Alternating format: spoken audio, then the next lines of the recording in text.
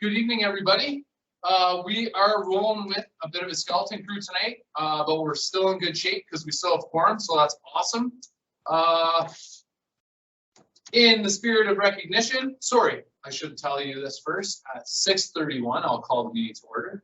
And in the spirit of recognition, reconciliation, my apologies, we would like to begin by acknowledging the traditional territories of the people of Treaty 7 region in southern Alberta, which includes Blackfoot Confederacy, members Siksika, Piikani, and Kainai First Nations, the Stoney Nakoda of Bearspaw, Chiniki, and Wesley First Nations, the Dene of Tsuut'ina First Nations, the Métis Nation Region 3, and all those that have made Treaty 7 lands their home. So, like I said, thank you everybody for joining us. Friendly reminder for my council and our administration, just to double check your phones and make sure that we're on vibrate or if off or whatnot. And we will get right down to our agenda. So first off, we have an addenda 2.1. Councillor Thompson. I move to that council adopt the agenda with the following amendments. The addition of 7.2 I to include an attachment that was missed on the first publication of the agenda. Item number 8.7, donation of 2002 fire engine. 9.3, administrative inquiries and staff reports. Number 2, 2022 events, and 1 closed item. Do we have a white section that you 24, want, please? Related to section 24 of white. Wonderful. Thank you very much, Councillor Thompson. Charlene, does that sound okay? Sounds very good. All those in favor? Wonderful. Passed unanimously. Thank you very much, Councillor Thompson and administration, CAO Brown, for setting that up for us. And we'll move right along to the adoption of our minutes. If I could get a motion to adopt our regular meeting minutes from March 16th, 2022. Councillor Bain? So moved. Thank you very much. All those in favor? Passed unanimously. Thank you, Councillor Bain and everybody else. Wonderful. Okay. At 6:33, I will open the question period, although I'm not sure how that looks on our end. I will remind our viewers, as we work through the new software with Teams, if you could send your questions in. By no means is it like a vetting process or anything. We just need to have them in front of us so that we can read them out loud and potentially answer them. So for anybody that's online, if you have a question for us, make sure that you send it in, please. It can, you know, hopefully you can get it into us soon.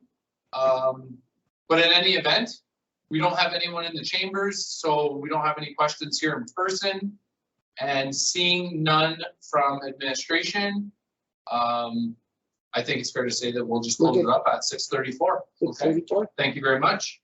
So yeah, please and thank you. Just send those questions in, and we'll get answers for you.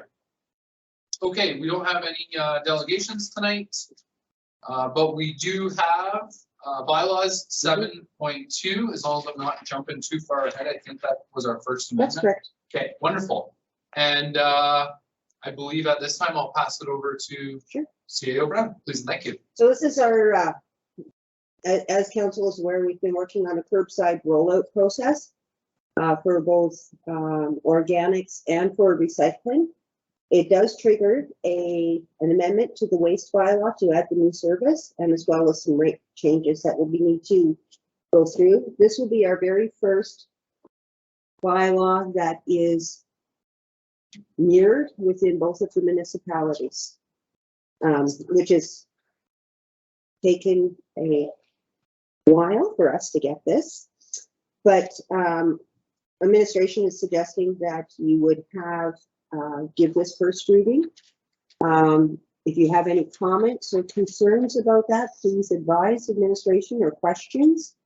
We're also going to take it to JFAC to ensure that there's alignment between both councils, and then second and third readings would come back to this council for passing. Any amendments or concerns, I think, would need to be addressed at JFAC. So if you can provide those to us, maybe starting now, even though we're only giving it first reading, so that we can have responses ready for JFAC. Because we do want to make sure that this bylaw is totally in alignment between both municipalities. So, having said that, you will see an increase in the rates. The way that it would work on the bi-monthly rates, we would break down for $20.80 for garbage every 2 months, $12.10 for curbside recycling, and as well as $12.20 for the organic program and a $2 program fee, which would then go into cart replacement for the future. So far, we have had public education on the websites and on our social media. There's plans in place to potentially go to the high school, Rona, or other institutions, the library, where we would do some public education. And there's commitment from the service providers as well as the public works and administration from both the communities that would be doing that, to start educating people on what needs to go in a blue box or blue container and what needs to go into a green container. Because I think that public education is going to be very important in the long run. Yeah, is there, sorry. Go ahead, no, yeah, please. Through the mayor. Is there an opportunity to have a public meeting or a public open house? Not a public hearing or anything, but just so that we can get a feel, well, or just to enhance that education part. I'm pretty good with seeing these fees because right now I'm paying for residential garbage and my recycling. And then on top of that, I'm also paying for curbside recycling. So it's coming into basically what I'm paying now. But I fully support this program as all council and CAO Brown knows. So just wondering if there's an opportunity to have a education public open house. There would be, and I would believe that that might be something that we can take back to the working group, unless council wants to be involved in the public open house, and then I would suggest that that have conversation be explored at JFAC. Yeah. Yeah. Okay. I've gone through this, not with a fine tooth comb, but I'm quite prepared to put it forward for first reading this time. I just have a question for CAO Brown. When we talk about aligning the costs with Turner Valley, so those costs are They'll be reflective in both municipalities. they're the same. They're the same. Fantastic. Okay, that's all I wanted to know. I have a couple of points or questions. The boilerplate that is in most of our bylaws, are you aware of any direction from the province for changing some of it? For example, this may sound silly, but wherever the singular or masculine form of word is used in this bylaw, there are those who feel that there are more genders than masculine and feminine. The same thing with definition of a person. I'm wondering if there's any talk of changing any of these to be more neutral. Using the proper pronouns, is that what you're discussing? Yeah, sorry, 2.4. Specifically 2.4? That's one of them, and then the definition of a person as well. People are apparently getting into trouble for not putting out litter boxes for people who identify themselves as a cat. Verna, can you speak to that around how? Yeah. how that works? Because it's my understanding that this is the template that we would normally use. Yeah. But that when we're talking about diversity and inclusion pieces, this still stands. Okay, That's my understanding. Verna, do you have any other pieces on that? It does. Councillor Bain is not incorrect. There are different phrases out there. There are different clauses that are used in different places and in different circumstances. In this particular case, the definition of person is an all-encompassing, and as you'll see, it does include entities as well as people, and it's just written that way for the purposes of a bylaw, so that we don't have to say each person, each corporation, each entity, each organization, blah, blah, blah. So we include them all in a definition. So that's why this particular definition of person works this way. Your question about the gender clause, we can look into one of those and find something to use in all of ours going forward that's more agreeable. This one is not inappropriate. It's not one of the newer ones. There are others out there, but they do accomplish what is the initial job. But you're right, there are more inclusive ones available, and we can look into that for the next bylaw maybe. we're just trying to jump ahead of the way the world seems to be going. Thank you on that one. Mhm. 5.4. Yep.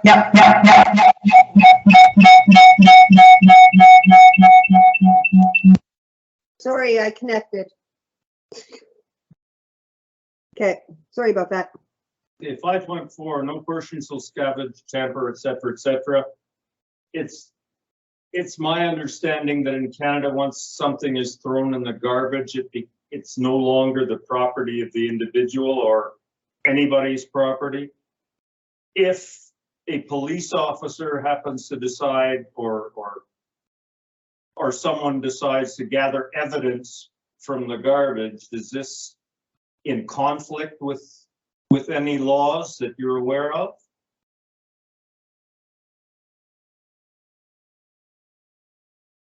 I don't know. You're muted, Verna. Sorry, I thought maybe I was thinking loud enough that you could hear me from the distance. I'm not entirely sure how to answer that question.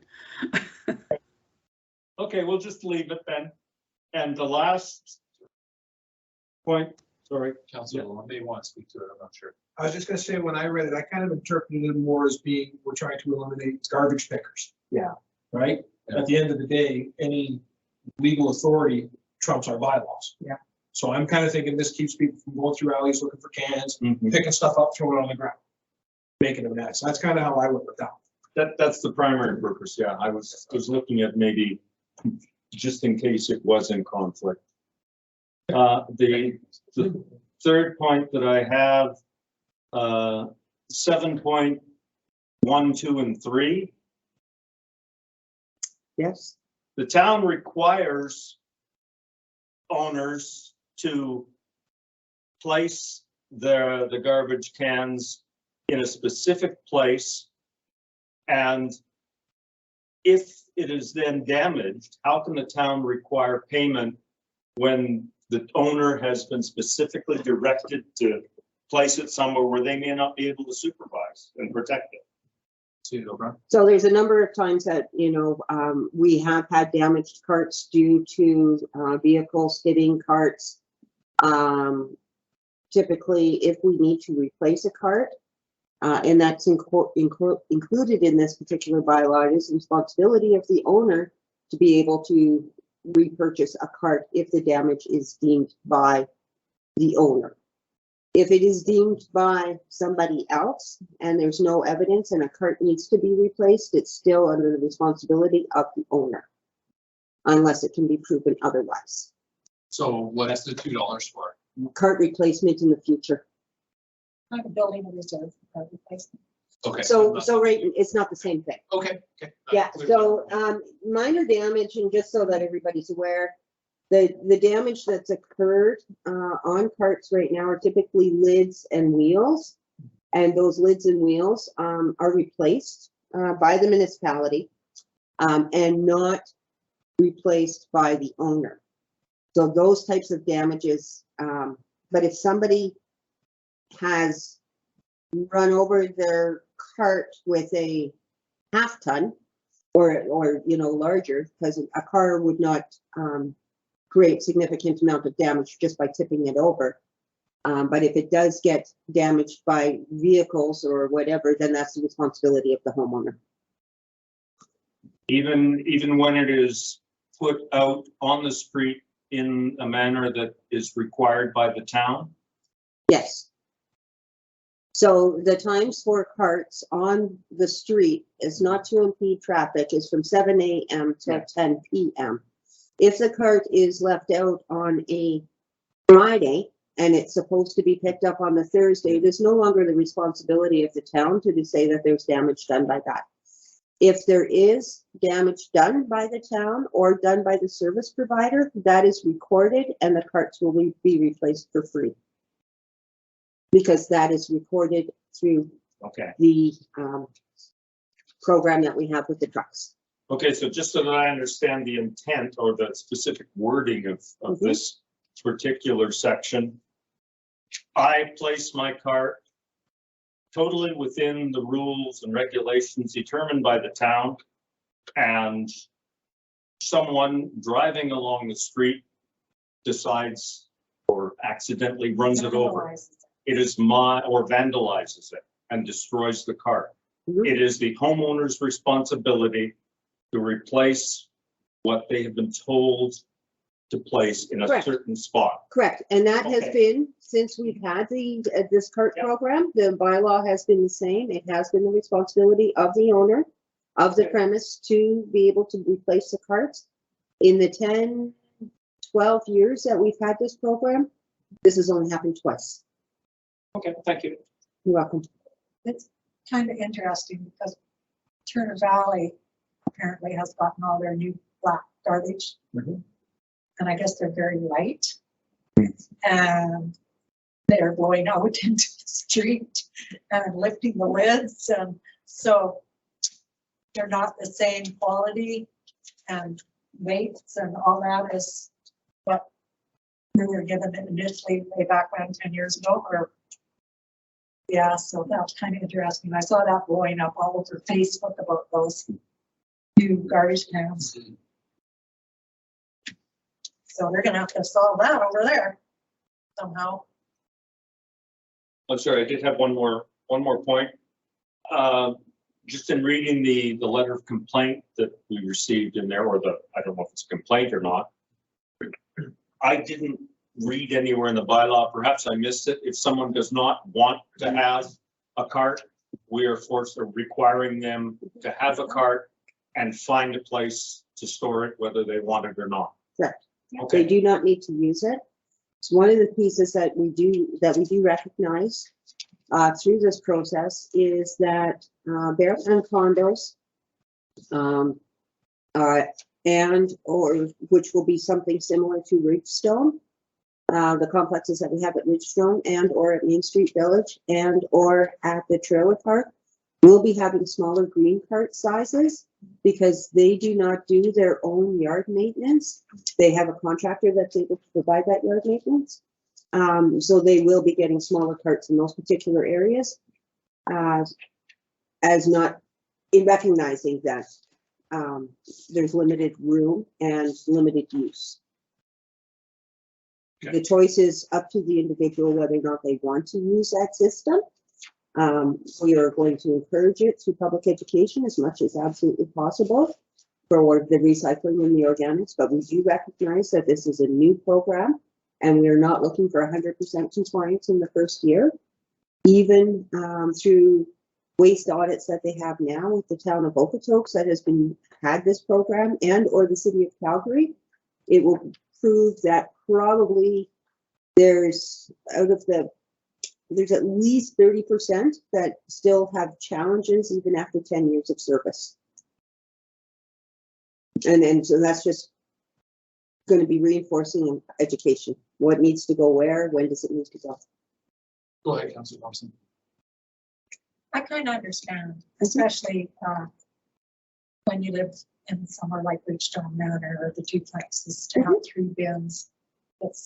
And they really don't have anywhere to put them. I can understand where they're coming from, but I also agree it's going to turn out to be better for our environment and moving forward. Is there a way that is maybe it's something to talk about at JFAC that people can opt in or out of the program because because that would be too difficult to manage. Sure. Go ahead. So, Sorry. yeah, through the chair, I'm going to suggest that that is absolutely not only an administrative nightmare, but it also would not be doing the program any favors when long-term the rationale for us to be able to put this forward is to reduce the impact of the landfill. If you take organics out of the landfill, which has been proven through waste audits here that it's probably about 40% of your solid waste, which also creates methane, which creates GHGs, and space. And so if we're looking at reducing or expanding the life cycle of landfills, we want as many people within our both communities to subscribe to the program. It needs to be a mandatory program. Thank you, Shannon. Can I ask one more question? I just saw, I noticed the garbage collection, it states that the residential is going to be 1 pickup per week, but I don't see the organic or recycling. My assumption is that those are also going to be once a week. They will be once a week in the summertime, Okay. and organics will be twice a week twice every second week in the winter time. Every second week. Okay, Yeah. awesome. Thank you very much for clarifying that. No problem. Okay, if that's all the questions, I'll still take your, if you want, Councillor Thompson.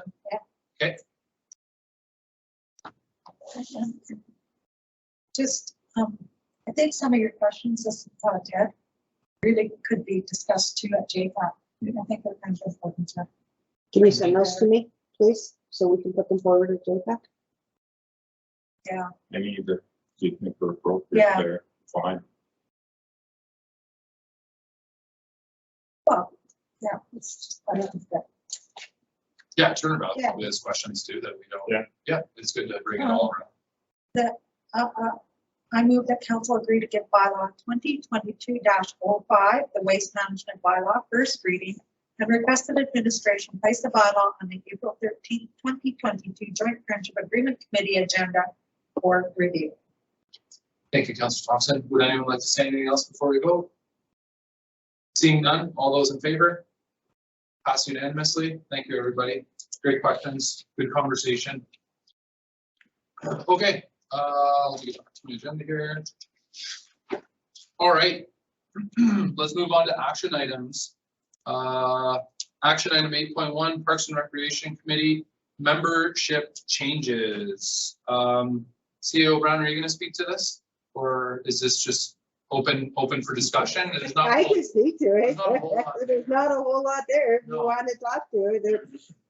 So we have a couple of resignations and we have to accept the resignations. Normally what we would do is send a letter to suggest thanking the volunteers for their commitment to our council committees.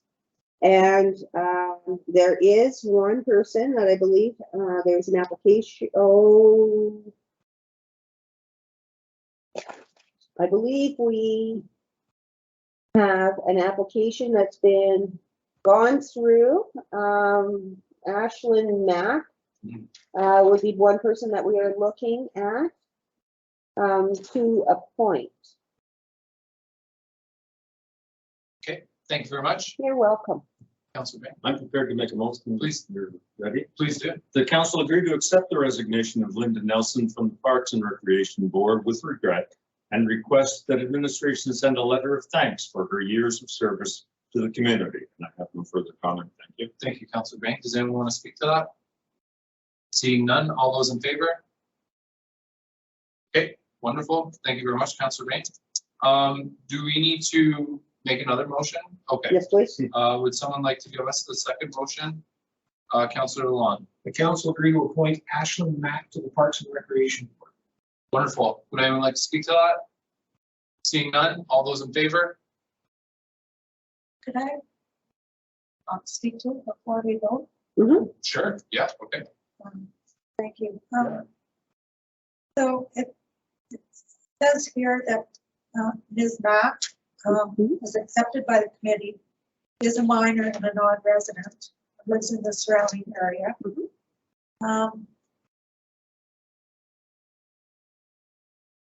But we don't address that in our bylaw. Yeah, it is. In our committee bylaws, it is. In the committee bylaw? In our council committee bylaws, it is. Representatives of Ashland Town.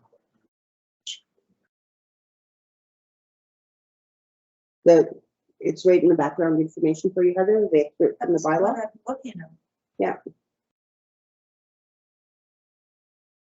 That's been in the Oh, bylaw for, sorry, it's been in the bylaw for a long time. great, thank you. You're comfortable with that, Councilor Thompson? Yeah, but I do also have another question. Yeah. JFAC, a long time, quite a while ago. And I know that, both, Black Diamond and Turner Valley have discussed it. And I know it's one of those, considered one of those, low-lying fruit ones. That we as councils, two councils, did direct the Parks and Recreation committees from both Black Diamond and Turner Valley to move forward with combining the committee. For several reasons, one of them being that it's difficult to find volunteers. And we're seeing this again here. We're accepting a volunteer that isn't a resident of neither Black Diamond or Turner Valley. And we went through this with FCSS. So my question is to council, or perhaps it needs to go back to JPAC. When are we moving forward with combining these rec committees? And we've also got another nonprofit committee out there working away too now that has kind of not stolen members, but formed a pretty good working group. And they're able to fundraise and things like that. So that's just my question. I don't have a problem appointing Ms. Mack at this time, but I would really like that to be brought forward. Okay. Do you need to discuss that at JPAC then to start? Yeah. Or- Okay, Please. sure, okay. Okay. There's a motion on the floor. Yeah, we can, okay, so we'll bring this up at JPAC. I think that's fair to say. Yeah, We can appoint tonight, but you Okay. know, moving forward, I'd like to see, have something, and I could put a motion on the table that it come back, but I think there is a motion. There's a motion on the floor right now. okay, so let's finish that. So all those in favor of appointing Ashland Mack? Okay, wonderful, Thank you. thank you, everybody. So that's passed unanimously. And would you make a motion right now, Councillor Thompson, or do you want to do that later on? So we need to accept another resignation. Yes, please. So I'm not going to leave another vacancy on that committee. Yes. Okay, So, yeah, so I can accept the resignation and then, we'll do that. Okay, yeah, okay. sure. Do you want to give us that read? Sure, that council agreed to accept the resignation of Anthony Verazin from Parks and Recreation Board with regret and request of administration send a letter of thanks for his service to the community. Okay, does anyone want to speak to that? Seeing none, all those in favor? Wonderful. Big thank you to both Linda and Anthony. Thank you for your time. Your commitment does not go unnoticed, so thank you from our council. And welcome aboard, Ashland. Or yeah, welcome aboard, Ashland. Mhm. Thanks for joining us. Okay, Councillor Thompson, did you want to make? I don't know if I need to, Okay, Charlene, No, I don't think. because this has been on the table. FCSS committee and the Parks and Recs Committee. Joining those two committees has been on the table. So it just needs to be brought up again with Jason for discussion. Awesome. Thank you, Councillor Thompson. We're okay to move on? Oh, I would see just you. like to remind Councillor Thompson that there is another resolution that all of those programs and the mergers of those particular committees be placed on hold due to the amalgamation I know, conversations. so that's why I think we need to bring it back up, because we need to be starting to move forward on some of these And- things. And and- whether we amalgamate or not, those two committees were identified way back when that they should be Mhm, joined. mhm, It's just not efficient. mhm. So. It won't, because today was cut off for the JPAC agenda, it won't make the meeting for our next one, but the one after that one, probably we can Yeah. do something. So can you it's been- send that to me it's by been on email? hold now, so, and I know that we're moving forward with Mhm. kind of getting a plan put together, but Mhm. and for those that weren't aware, like Brandon, like during, which report was it, the 2010 report? Like it was a long time, one of the reports like forever ago that 2008. suggested that those two committees, just for efficiencies, yeah, they should be together. Yeah. That was the intent, was to bring them together, and part of the reason we were pushing forward with it was to try and get things more aligned for amalgamation, but it wasn't, we were gonna do it anyway. Right. So, Okay, thank you, Councillor Thompson, everybody else. Let's move right along. If we're okay to do that, we'll go to 8.2. If everybody has read this, which I have, and I don't know if anyone wants to speak to it, but I'll open the floor and I would take a CAO Brown, please go ahead. So just to remind council that in 2022, we have received our funding from the Calgary Foundation. With that, we have to do a report for the Scott Daniel Seaman Memorial Fund, which is released by the Calgary Foundation. So attached is the report that we would annually send in for those operational dollars. Okay. I think that's important for the minutes and for the recording. So I've got a question about the report. I've got two questions Sure. about the report as I read through it. Yep. 2021 operation, I just highlighted a section here. I'm just gonna, it's in the first paragraph. It's on page 39. I'm not sure if anyone else wants to follow, but I'll read it out. There was also a discrepancy on the classification of this facility. One person from the province said one wall and a roof makes an indoor arena, and another said two walls and a roof make an indoor arena. Were they both supposed to say indoor arena, or was one supposed to say outdoor? I believe one was supposed to say outdoor arena. We can make those corrections. Okay, awesome, thank you. That was just a question, just, yeah, for clarity. Is that do I have it right up on the screen Yeah. there? Okay, thank you. No problem at all.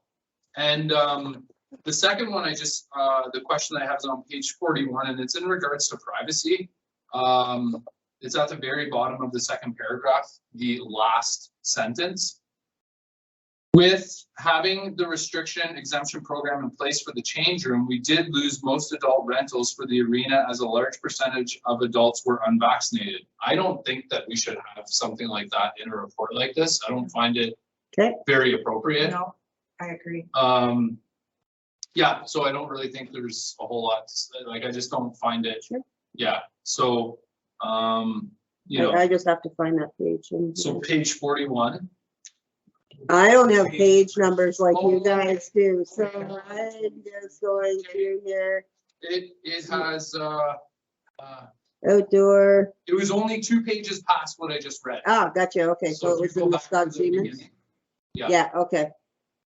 So the first one, The 2021 operations. 2021 operations, yeah, so go down the next page. And then the pay, oh, that one's different. Yeah, been well used is the first sentence. Do you want me to approach CAO Brown? Sure, that would be grand. Do you have your copy there that you can you just leave it? Yeah, you want me to leave it for you? Yeah, Yeah, and we'll get it fixed. Thank you. Thank you. No problem. That would be great. Yeah, of course. Okay. Those, I think those are the report was really detailed. Yeah. It, Les does detail on a lot, yeah. Yeah, I wasn't really expecting that. Mhm. Counselor Luan. I was just gonna say, Charlie, if it helps on our agenda, this is page 7 of 23. Thank you. This one right here. It's like in the So the top of the page, yeah, right there, I can see vaccinated from here. Okay, so that's page 7 of 23. Thank you. Thank you very much. And I think that was, that was it for me. If anyone else wants to speak to it, please. If not, we'll take a motion and Counselor Bain. I believe the motion should read to sign the report as amended. Yes, please. Correct? Yes, please. Thank you. The council agreed to authorize Mayor Brendan Kelly to sign the amended report to the Scott Daniel Seaman Memorial Fund. Memorial Fund as amended. Yes, rather please. than have the as amended. Yeah, the Thank you, council Councilor. agreed to authorize Mayor Brendan Kelly to sign the report to the Scott Daniel Seaman Memorial Fund as amended. Yes, please. Okay. Got it. Anyone else want to speak to it? Seeing none, all those in favor? Thank you. Wonderful, passed unanimously. Thank you very much. Big touches, Brendan, Yeah, thanks. not at all. I love to read and I just, when I read it, I was like, Well, Because I you have play to with a lot of- sign it. yeah, and when I play with those guys, so like, I know as someone, like I'm vaccinated, not that it matters, but for someone that's unvaccinated, if I read that, I'd be like, oh, it just wouldn't sit well. So. Okay, let's keep going. 8.3, NPF call to action support letter. Just gonna find this one. Doing this again. Yes, we are. I think we got Veronica's email. We did get In Veronica regards to the this, email. Councilor Just so, Clifford. yeah, and just so that council is aware, I don't know if everybody watched the news yesterday, but RMA is in total support of continuing service of the RCMP. Doesn't mean necessarily all of the municipal councils that are individual councils are always in support, or the individual members, but them collectively are in support of keeping the RCMP, improving the service, but and making some adjustments, but that was just released in the news yesterday. Thank you. Yep. Does anyone else want to speak to it? Councilor Bain? I find the tone of this specific letter to be a little bit confrontational. And I just don't like the tone of it. One other thing about it, Albertans have stated loud and clear they don't want a new police service with an overwhelming 84% of Albertans. Where did that figure come from? That I don't see where it came from in there. I would certainly be in support of us sending a letter to say, yeah, we want the RCMP. But I just feel very uncomfortable with this particular letter. Open the bee's nest a bit in this. Poking it is fine. It's just poking it and then wagging the stick around. Right. I got that feeling from the letter too. Yeah. Councilor Thompson? It is a little strong. But again, this is the second letter that, so the percentages, 84%, 4% of municipalities have sent letters in. And that's where they're coming up with that 84%. Can you remind me when we did this last time we sent a letter? It was last Fall. year. Year, 2 years ago. Yeah, and we sent a letter in supporting the RCMP, and 84% of the municipalities sent the same letter. And I think this is getting quite strong because it is felt that the province isn't listening to us. And so that's why this is getting a bit strong, and they promised to do some more public engagement, but they haven't really done any public engagement yet at all. They're kind of pushing this, and I don't know if you heard anything when you were at AOMA regarding this, and maybe Charlene, you can expand on it. But this is really I really feel this is really being pushed down the throats of Albertans at this point now. Like you've got 84% sending letters like a year ago. And with the response of that being, we're gonna do more public engagement and nobody's seen it. Mhm. That's quite annoying. It's kind of similar to what the coal thing happened. Yeah. Right, so. Yeah. Yes, I agree, it is strong, but I'm kind of thinking it needs to be strong. If we support it. Right. And I believe that Black Diamond did support it. Yeah. They were one of the 84. So if I can, so I think the whole concept on this is there has not been a formalized plan that has been released at this time around what the APPS would look like. We do know, based on the figures that PricewaterhouseCoopers supplied, that there is going to be a significant amount of shortfall. The province has a shortfall in the funding mechanism of the APPS. I think to the tune of like $170 million for like if I seem to recall those numbers, which is a significant amount of money.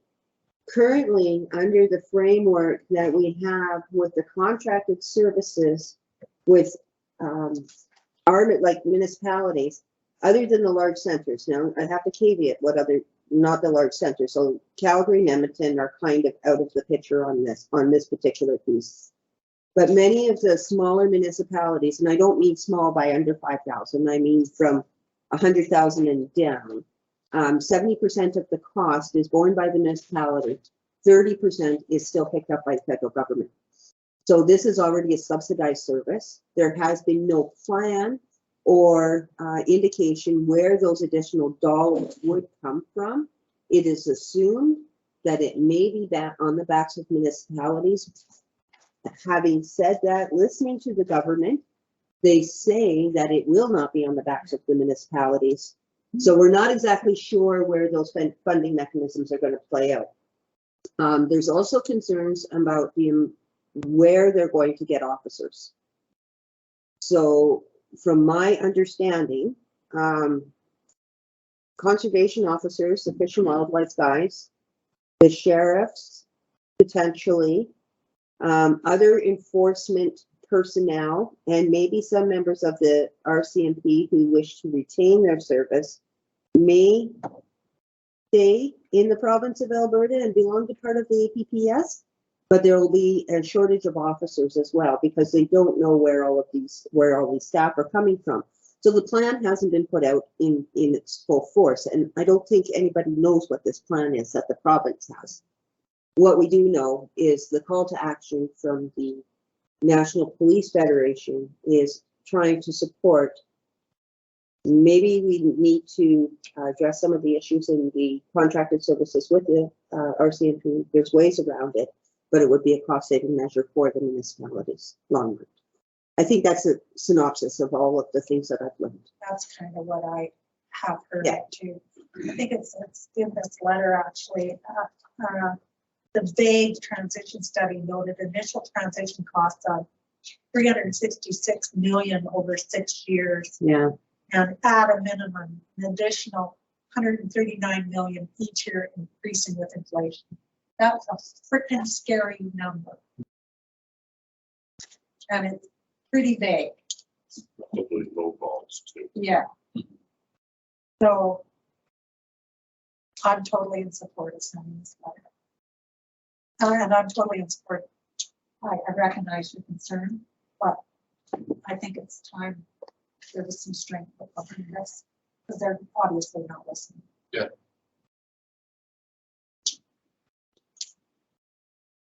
Again, this is a form letter that the NFP Yeah. have Yeah. forwarded to us. If council wants to amend it, we have the ability to amend it.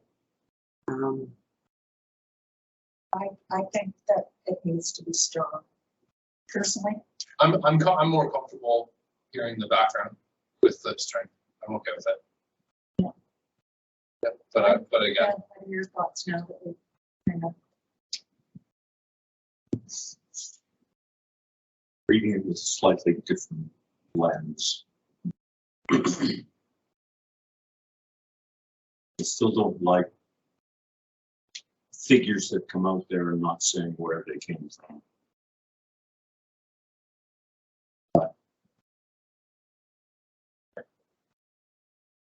If the mayor feels comfortable signing it, I don't object.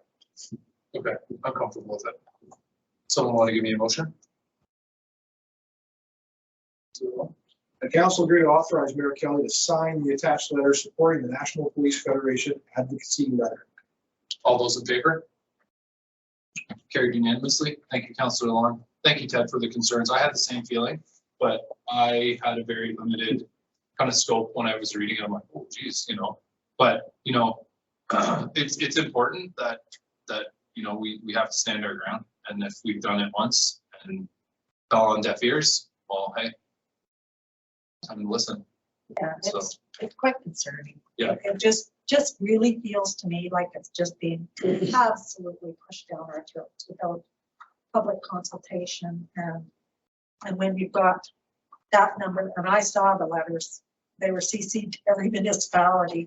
And when you've got that many letters going into the minister, and it's basically, it seems to me, falling on deaf ears.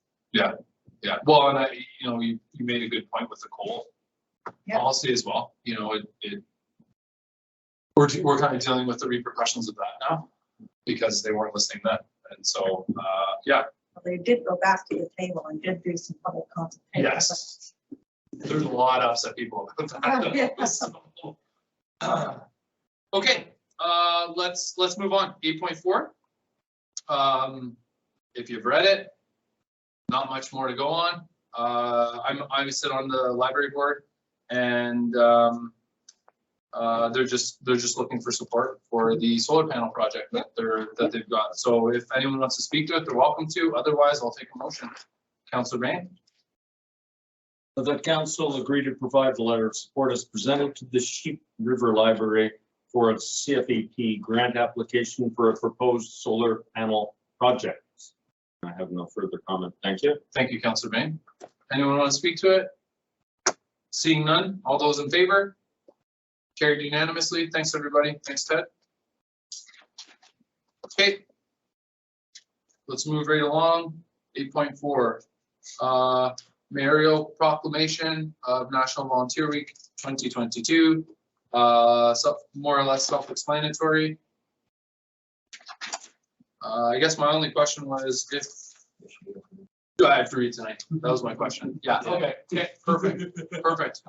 So if we want to put a motion on the table, then I'll give it a read. Councillor Thompson. To do that. The Thank you. council agreed to proclaim April 24th to 30th, 2022 as National Volunteer Week in Black Diamond. Thank you, Councillor Thompson. Okay. I'll give this a read. This one's a light one. It is. Oh, excuse me. All those in favor? Thank you. Carried unanimously. Thank you, Councillor Bain. Okay. So I'll read this letter and then, is there any need to read the second portion? No, I didn't think so. Okay. All right. Mayoral proclamation.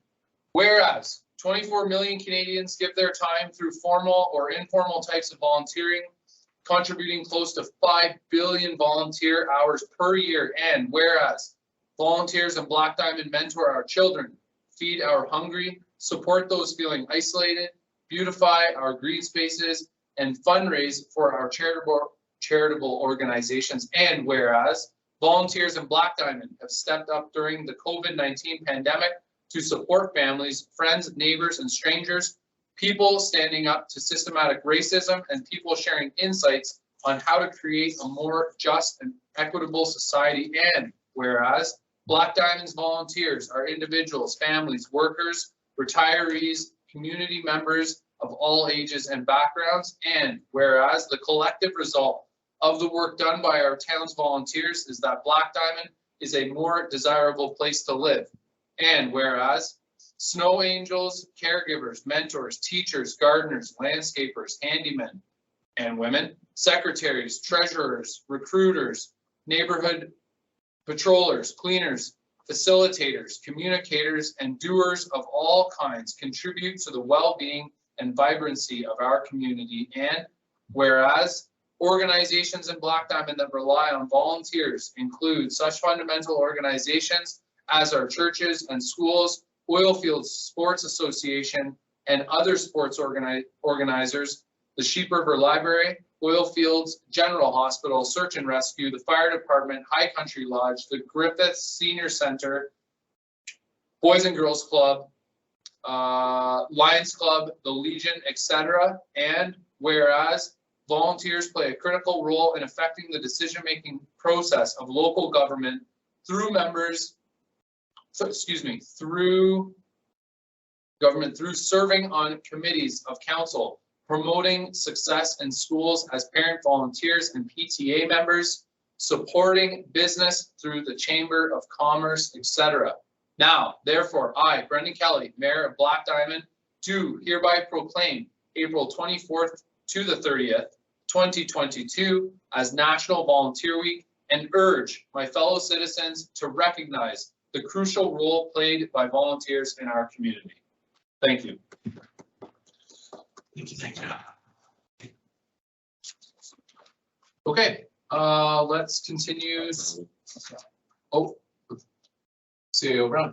Just to remind council and the mayor that there is a volunteer appreciation open house Thursday, April 28th from 5 to 7 at the library. I believe it would be apropos for council members to be in attendance to that. Okay. Thank you. You're welcome. Especially the mayor. Especially the mayor. I'd love to go. I can't say enough good things about our volunteers, so. All right, thank you, CAO Brown. I'll definitely put that in the agenda. Thank you. Okay. I'll send you a calendar invite. All right, okay, And could you send it to all of us? I sure can. Okay, 8.6, request for proclamation, National Public Works Week. And, sorry, so I'm on the right one, perfect. So I gave this one a read, and if everybody else, Councilor Bain. The last, or the resolved part. I urge all citizens to join with representatives of the American Public Works Association. That's correct. It's the whole, the Public Works North Association is North American. North American. So it's all of the Americas. Okay, so should it read of the North American Public Works Association, or is that the specific title of it? It's the title. The American Public Works Association Yes, / Canadian? Okay.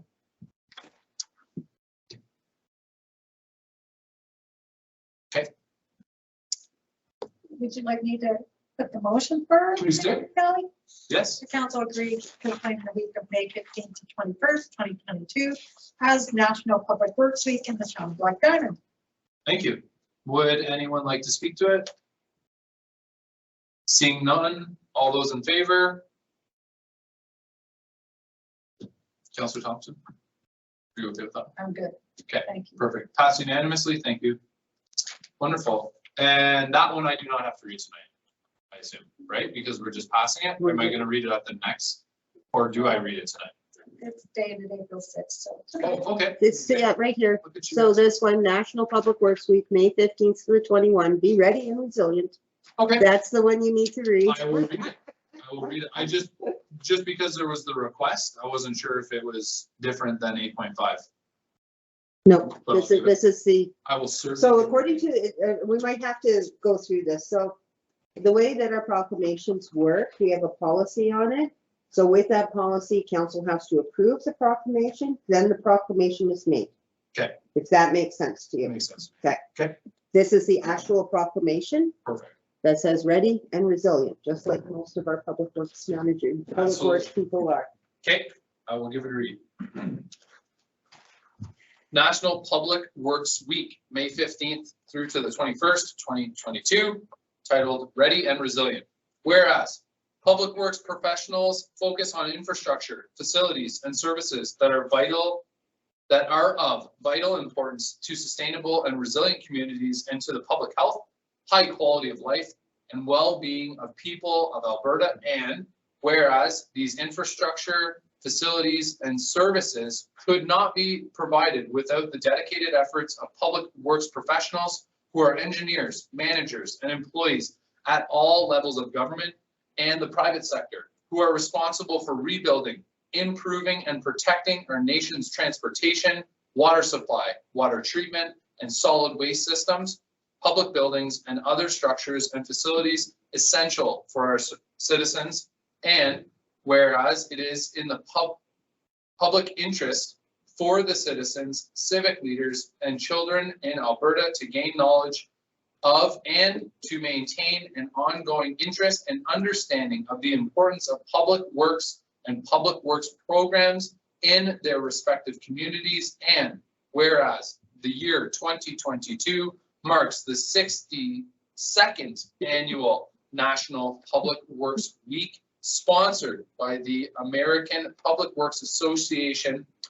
Be it now resolved, I, Brendan Kelly, Mayor of Black Diamond, Alberta, do hereby designate the week May 15th through to the 21st, 2022 as National Public Works Week. I urge all citizens to join with representatives of the American Public Works Association / Canadian Public Works Association and government agencies in activities, events, and ceremonies designed to pay tribute to our public works professionals, engineers, managers, and employees, and to recognize the substantial contributions they make to protecting our national health, safety, and quality of life. In witness thereof, I have hereunto set my hand down, or excuse me, set my hand, done at the town of Black Diamond, April 6th. Brendan Kelly. Thank you. Okay. I have to say, our guys like pizza.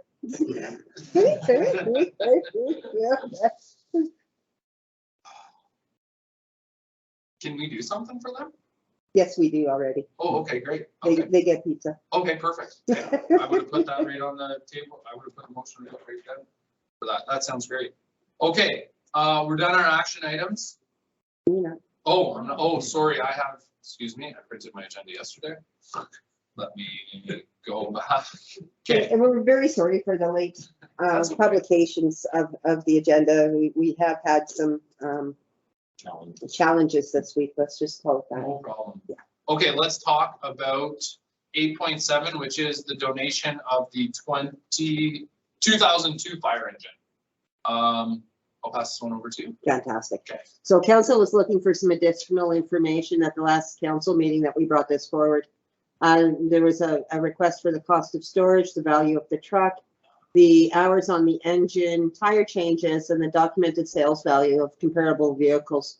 The purpose, I believe, of this motion was to be able to ascertain what the value of the donation could be and or a decision whether to take it to auction and or to put it on consignment. Since then, in response to the further information that has been gathered, if we were going to take to auction, Chief Campbell has found out of what the actual cost of storing the vehicle would be once the new one is delivered. Of course, this old one is still in operation, still the new one's delivered. So those would be the costs. So it's about $135 per month for, you know, a covered back with an open front, and completely enclosed would be at $749 a month. Having said that, if the recommendation forward from both the fire chief and administration would be not to take the vehicle to auction because the residual value would be less than it would be at consignment. So at resale value at auction, maximum return was responded by our dealer, Commercial Emergency Vehicle Equipment. They said you could get anywhere from $5,000 to $10,000 for that particular unit if you took it to auction. If we sold it on consignment at that I believe, is that the same dealer? Yes, at the same dealer. We could have a maximum return on investment of in and about $25,000. The challenge that we would have is we may or may not get $25,000 on consignment because, of course, as council is aware, that this does not meet NFPA standards, which is a North American standard, and would have to be brought up to speed. But we could try it. There was a question about the hours on the engine, and as there is no engine hours, we have done a Google calculation for that. We believe that the engine hours are at 8,700 and the pump hours are at 335.6 hours. Tire changes, last one that was done, the tire change cost us about $39,000, almost $4,000. We expect that there has been use since 2018. We don't know how much used tires we're going to go for. So we just said less than almost $4,000. And as the documented sales values, there was a couple Google websites that we went on to, but I think, I think we're looking at the sale of the unit. We have been quoted anywhere from $10,000 to $25,000. That's the resale value of the unit if we put it on consignment. So I think that's the documented sale value.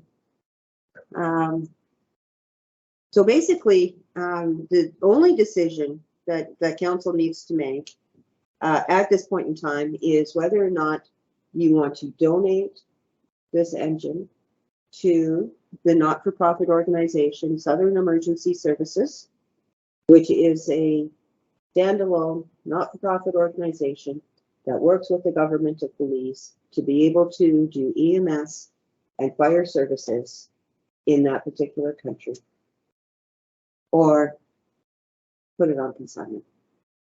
Councilor Thompson?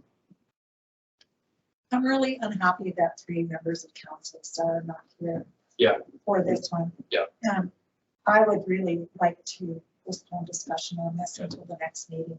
So I would like to put a motion forward that a council agree to postpone discussion to the April 16th, 23rd meeting? Or is that 20th. 20th? Yeah. Regular meeting.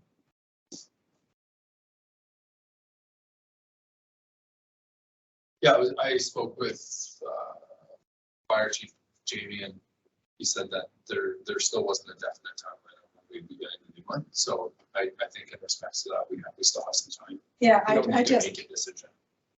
the 3 of the members missing, and one of them was the one that asked for this report. I just really would like to postpone. Yeah.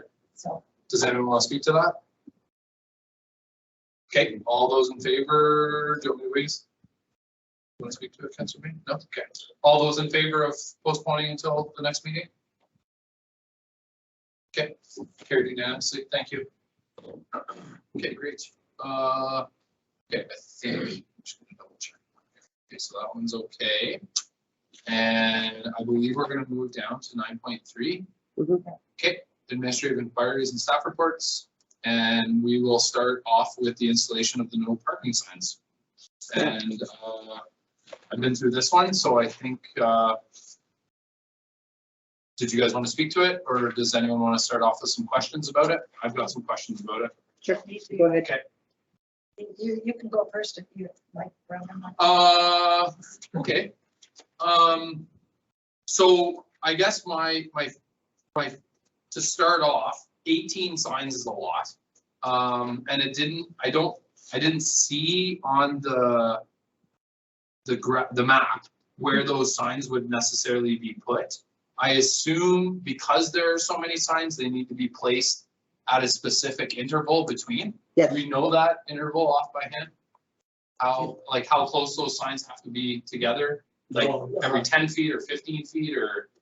No, I asked Tom what he thought the number of signs would be. Okay. He told me 18. Okay. I don't know what the spacing is. Okay. Okay. There will be 9 on each side. Right. So none are going to go on 3 Street then? No, I believe that there is some that would be going on Third Street, but each side of the street, there would be, so on First Ave, you would be looking at, can you see my Yeah. cursor here? So you're gonna be looking at, there's gonna be one at the corner, one at this entrance, one at this entrance, one at this entrance, one at this entrance, one at this entrance, and one at this entrance. And of course, pending on development of this particular property, I think that we would have to put one at the intersection there, as well as to delineate all of the entrances along. So anytime there's a driveway, we'll call it, you would need to have a sign delineating stop and start. Right. Yeah. Okay. And that's why there would be 18. Okay. In respects to the points that were made, about the concerns, have there been accidents over there? Is that, or was there another reason that this was brought up? Like, have we had concerns? One of the things listed here was, pedestrians walking from their vehicles. Have we had a concern on that street in regards to that? We have had concerns about people not being able to access at times when there's parking on both sides of the street. The most recent time I will going to suggest to council is going to be when we had the our mini protest. There was a significant amount of cars parked on both sides of the street. Okay. The availability to ensure that emergency vehicles could get down that street was non-existent because of the way the cars were parked.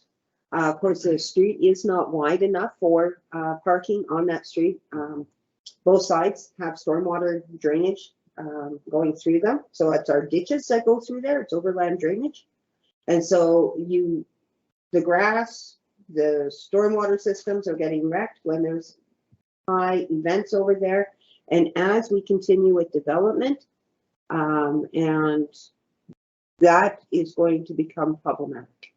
And there's not enough room to put a sidewalk and just parking on, and maybe we want to,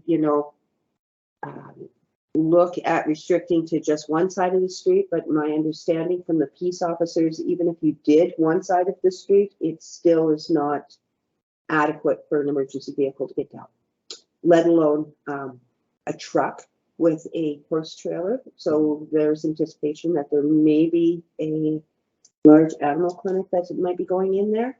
You'll see a number of trucks and trailers coming in, and having streets wide enough for two vehicles to pass either way. If you have a truck coming from Rona with building supplies and a dually with a horse trailer matching up on that road and parked cars, it's not safe. Yeah. That's the challenge. It's an unsafe road to be able to have parking on both street parking allowed. The road's not wide enough to be able to support it. Okay.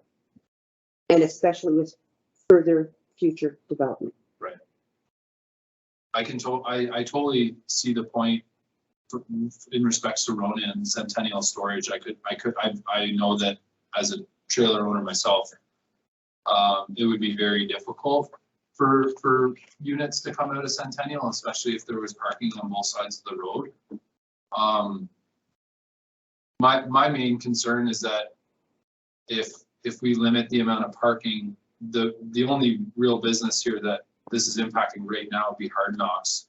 Is where do those people park? And to my understanding, there is some allowance for them to park in the front of the building on the highway. And there's a conversation that's been had with AT about that. So I don't know if that becomes a bigger concern because we limit them on that back road. So I just wanted to bring that up. And maybe we don't install all the signs at once. But obviously I don't think is this up to, like, we don't really have a say, like there's no vote or anything in regards to this. It's an administrative decision Right. according to the bylaw. Okay. We just wanted to bring it forward to council's attention as we understand that this is political, Okay, potentially. Okay. There is safety concerns. yeah, There is going to continue to be safety concerns as the development occurs at that end. Recently, if I can just get my little mappy thing here.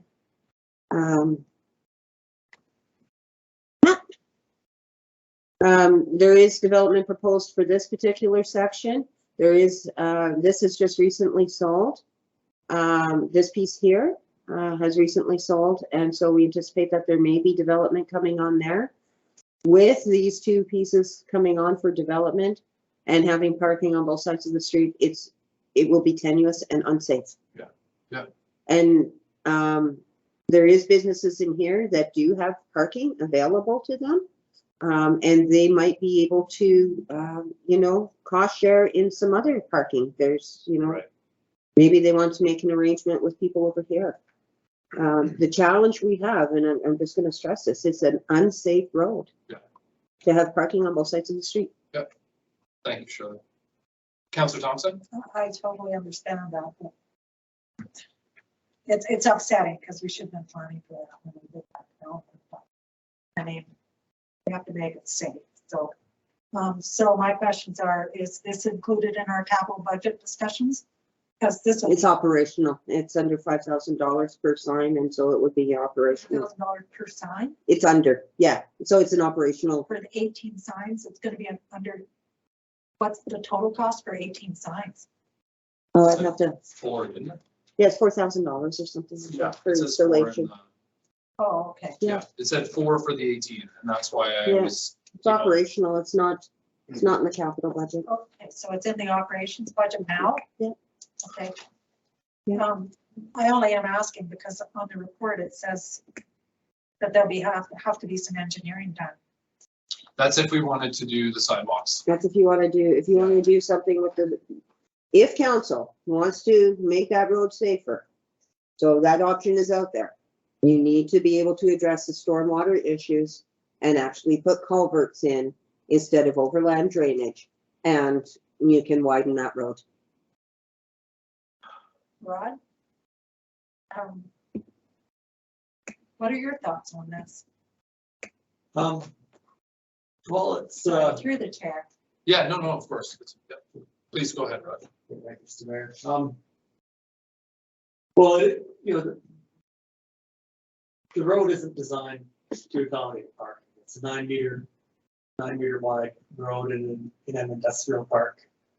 Yeah, a typical driving lane is 3 meters wide. You know, you need a bit of a shoulder, especially to accommodate the larger vehicles that are going to be coming in into an industrial area. You know, the issue is the fast food places don't seem to have an issue with on-street parking. Most people come in. There doesn't seem to be a lot of spillover from what I've observed. The issue seems to be with Hard Knocks when they have their events, mainly like their regular weekend doesn't seem to have a lot of spillover, but it's when they have these big events, there's an issue. It's you know, that's basically it. It's a safety issue, you know, on a number of weekends in the summer. I wouldn't say it's every weekend, but Can we limit the parking to only one side? Would that make a difference? Because I just hate to see us, like, I get that it's a safety thing, but limiting the parking maybe just on one side versus both sides so that we're not kind of get where I'm going. Yeah, I get, yeah, like, it'd just be nice to kind of ease into it rather than just like have the whole road unavailable. Like, if we could get through the summer with one side of parking, if that's possible, maybe we could discuss that, or at least, you know, I still definitely see the safety concern. Councillor Lalonde? So this discussion has come up at the NPC over the last 2 years when this has been brought up. Again, always going back on safety. The problem is when you allow parking on one side of the road doesn't have a definitive edge. So you get 2 guys show up first thing and they park and they down into the ditch a bit. Well, the third guy shows up, I don't want to get my tires dirty. He's now up on the road. So your vehicles are doing this all the way down. Your line of sight is shot. You've got families, kids, everybody walking across the road. Rona trucks with oversized lumber loads and trusses coming off it, emergency vehicles, truck and trailers, or everything going through it. I have to argue the fact that when we've discussed the MPC unofficially, there's never been a motion or anything made. The only way to rectify it is, there's two options: rebuild the whole road or no parking lot. And it sucks, it does, but our priority as a municipality is safety first, convenience second. Yeah, very unfortunate. Yeah, it is. Yeah, like, yeah. Do we have other places in town where this would be setting a precedent, like the dog park, for instance? Would we have to be putting no parking signs up there? I think that you'll be having that conversation at a later point in time, and I don't think it's worthy to discuss right now. Okay, okay. No, I'm just curious about what we're gonna set a precedent, and we're gonna be opening the door to every 9-meter road. Because it will now, you know, if it's deemed a safety issue, then we're gonna be looking at other spots in town that we're gonna be having the same conversation, I think. So, okay. You also have to consider that, you know, that when you talk about safety, we're also talking about the size of vehicles that utilize that road. What's on those vehicles, and if a residential road is 9 meters versus an commercial industrial road that's 9 meters, and what those uses are on those particular roads. And we can say that we're gonna have this conversation on other places and be able to set precedent.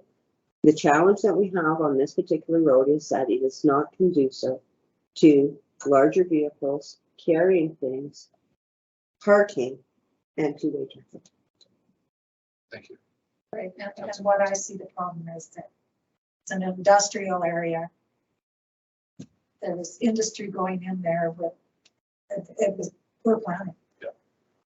Bottom line, it was poor planning. So if we have to go with the signs to ensure safety, then that's what we have to do, because I certainly wouldn't want to see the road rebuilt, because I think there's other priorities and as far as our roads go in town. So, I mean,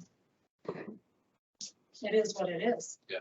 But in my opinion, it's poor planning for an industrial area. Councilor Long? Not to be a negative Vinny, but it's not necessarily poor planning because it's industrial. It's meant for traffic thoroughfare, not for parking to begin with. It's meant for the movement of vehicles, not parking. Yeah. If Hard Knocks built somewhere else, nobody would be sitting here tonight going, oh, it's an inconvenience. Hard Knocks has done very well for themselves, no two ways about it, but they have options working around with other businesses in the area to accommodate additional parking if they need to. I'm not So I mean, I arguing don't that. agree with the it's a bad planning thing. The road works very well, but there's nobody parked on it. I'm not going to argue with you on that. I get it, and that's if we're focusing on Hard Knocks, but we're going to have also, and I know there's a vet center coming in and other developments. So, you know, We have to deal with the safety issues.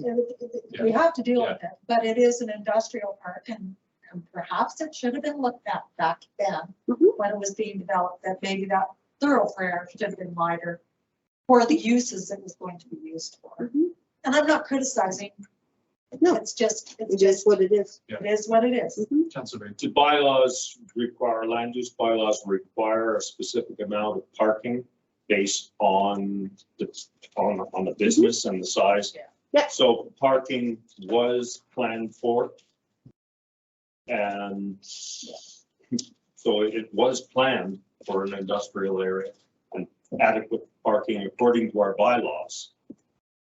So the planning department worked according to the way they were supposed to. Yeah, so there, Please. this is one of the reasons why the bylaws specify minimum parking requirements, to try and anticipate how much parking the development is going to require. Unfortunately, in this location, there's no room for spillover parking. Like in the downtown, if you don't have enough parking on your lot, not a big deal. People park on the streets. There's lots of street parking available.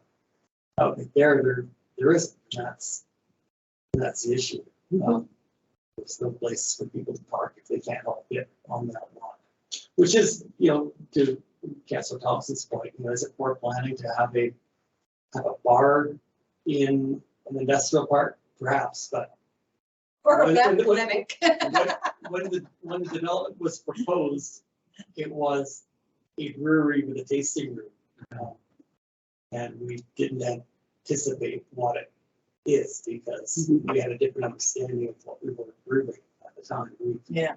thought there might be people coming in to view the brewery and have a little taster glass of beer, not a bar with a food truck beside Yeah. it. So Yeah. things evolve over time and we end up with what we've got.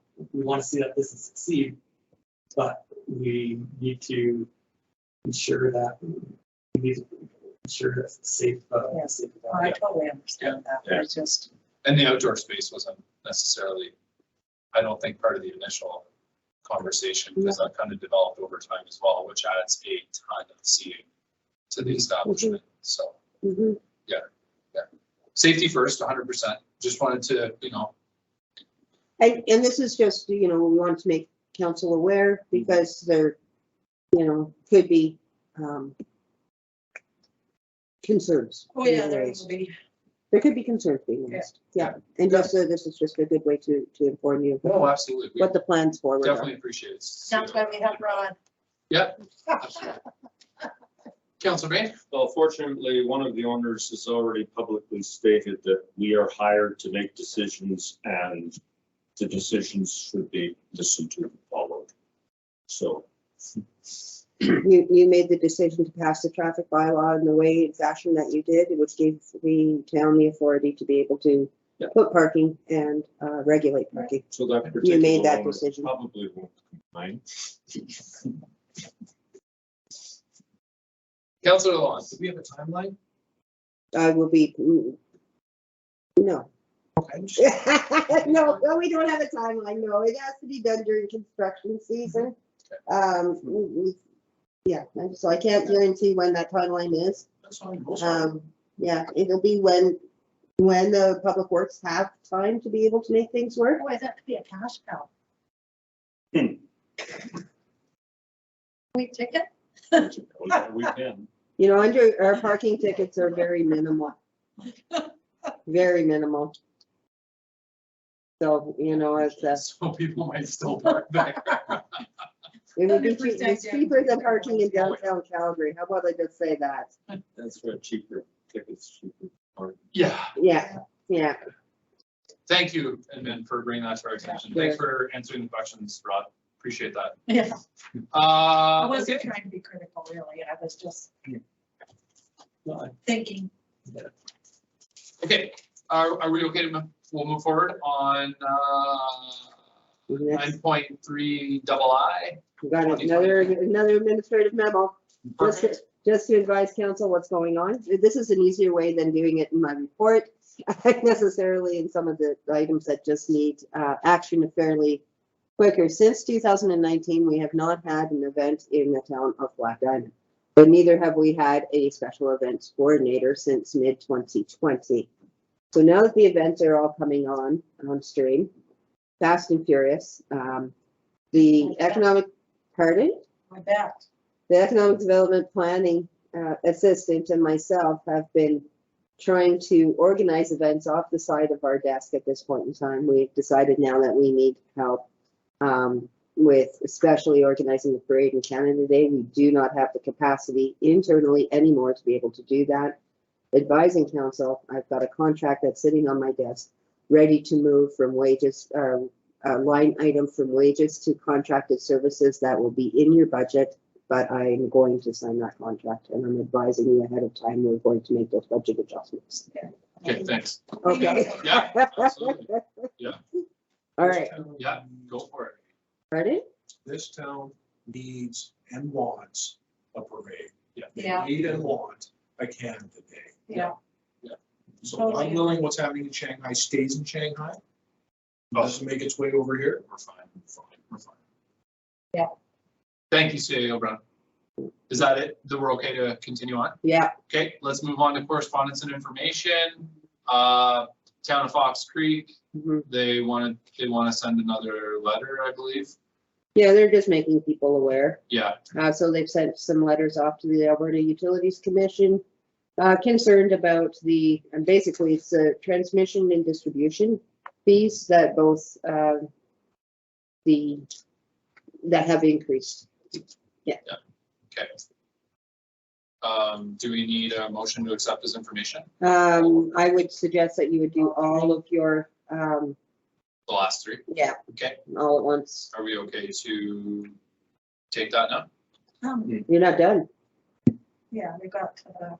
You got a couple more to do. Oh, I'm sorry. Oh, okay, okay, my apologies. I was thinking 9.3, 1 and 2 plus that one. Oh, okay. That's okay. Yeah. That's okay.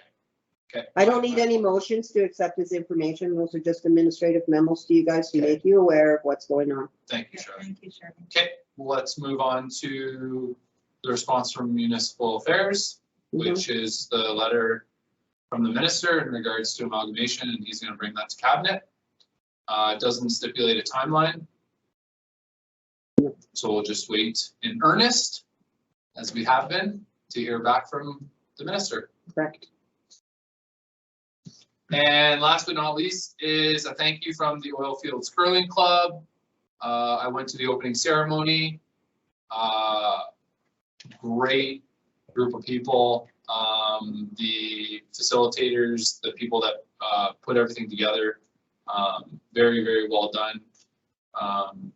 Not only was there a lot of joy, but almost a sense of relief that it was actually taking place because it has been so long. That was kind of the sentiment that I got from a lot of people, was like, thank you for being here, but it was like, I'm so happy to be here. So it was really, really nice. So yeah, there's just a letter of thanks from them, and you'll be happy to know that Mayor Brennan Kelly went and Gary Crane did not go, so it's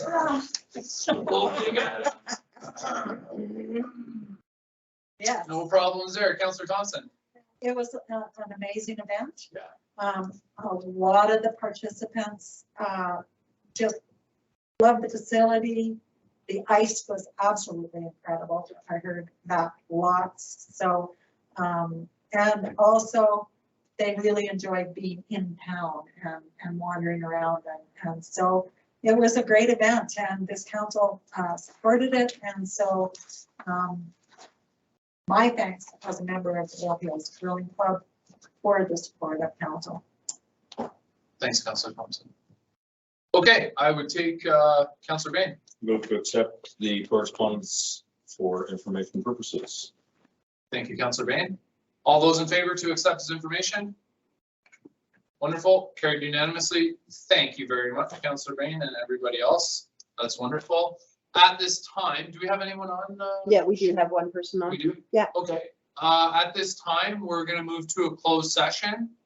We are at 7:58. Evening, Mr. Robert.